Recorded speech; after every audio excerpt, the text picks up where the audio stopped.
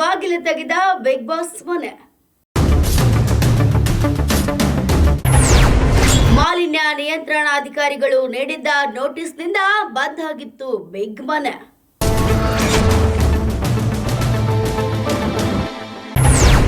ಕಿಚ್ಚನ ಒಂದೇ ಕಾಲ್ನಿಂದ ಮತ್ತೆ big boss open ಆಗ್ತಿದೆ.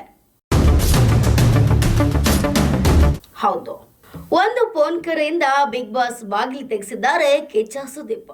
S, big boss Kannada season 12 ಮತ್ತೆ ಪ್ರಾರಂಭವಾಗಿದೆ. ಸ್ಪರ್ಧಿಗಳನ್ನೆಲ್ಲ ಈಗಾಗಲೇ ಈಗಲ್ಟನ್ ರೆಸಾರ್ಟ್ನಿಂದ ಮತ್ತೆ ಬಿಗ್ ಬಾಸ್ ಮನೆಗೆ ತಂದುಬಿಡಲಾಗಿದೆ. ಬಿಗ್ ಬಾಸ್ ಶೋ ಮತ್ತೆ ಪ್ರಾರಂಭ ಆಗುವಲ್ಲಿ ಕಿಚ್ಚ ಸುದೀಪ್ ಅವರ ಶ್ರಮ ಸಾಕಷ್ಟಿದೆ.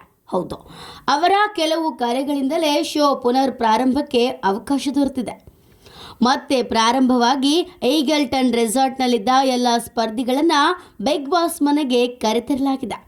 ಬಿಗ್ ಬಾಸ್ ಜಾಲಿವುಡ್ ಸ್ಟುಡಿಯೋನ ಇತರೆ ಎಲ್ಲ ಚಟುವಟಿಕೆಗಳು ಈಗಲೂ ಬಂದಾಗಿವೆ.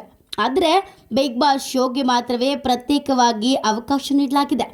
ಹೀಗೆ ಪ್ರತ್ಯೇಕ ಅವಕಾಶ ಸಿಗುವ ಹಿಂದೆ ನಟ, ಬಿಗ್ ಬಾಸ್ ನಿರೂಪಕ ಕಿಚ್ಚ ಸುದೀಪ್ ಅವರ ಶ್ರಮವಿದೆ.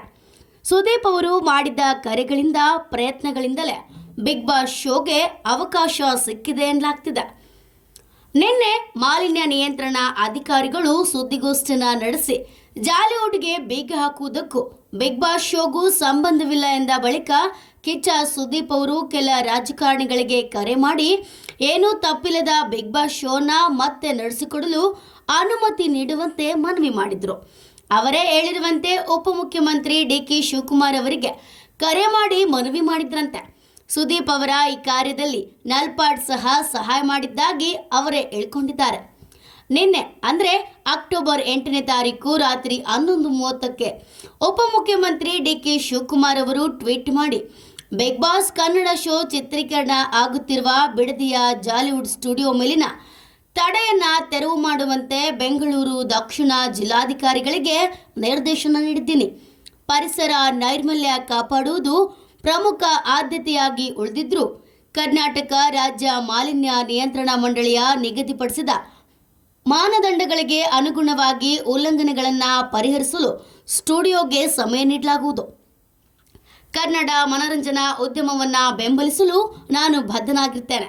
ಜೊತೆಗೆ ಪರಿಸರ ಸಂರಕ್ಷಣೆಯ ಬಗ್ಗೆ ನಮ್ಮ ಜವಾಬ್ದಾರಿಯನ್ನ ಎತ್ತಿ ಹಿಡಿತೇನೆ ಎಂದಿದ್ದಾರೆ.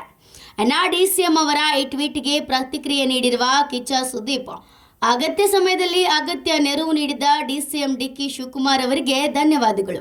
ಹಾಗೆ ಜಾಲಿವುಡ್ ಸ್ಟುಡಿಯೋನಲ್ಲಿ ಆಗಿರುವ ಸಮಸ್ಯೆಗೂ ಬಿಗ್ ಬಾಸ್ ಕನ್ನಡಕ್ಕೂ ಸಂಬಂಧವಿಲ್ಲ. ಬಿಗ್ ಬಾಸ್ ಕನ್ನಡ ಶೋನಿಂದ ಯಾವುದೇ ತಪ್ಪು ಆಗಿಲ್ಲವೆಂದು ಗುರುತಿಸಿದ ಅಧಿಕಾರಿಗಳಿಗೂ ಕೂಡ ಧನ್ಯವಾದಗಳು.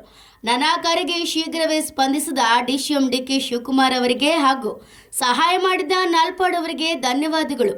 ಬಿಗ್ ಬಾಸ್ ಕನ್ನಡ ಸದಾ ಇರಲಿದೆ ಅಂತ ಟ್ವೀಟ್ ಮಾಡಿದ್ದಾರೆ. Entertainment bureau, news pulse.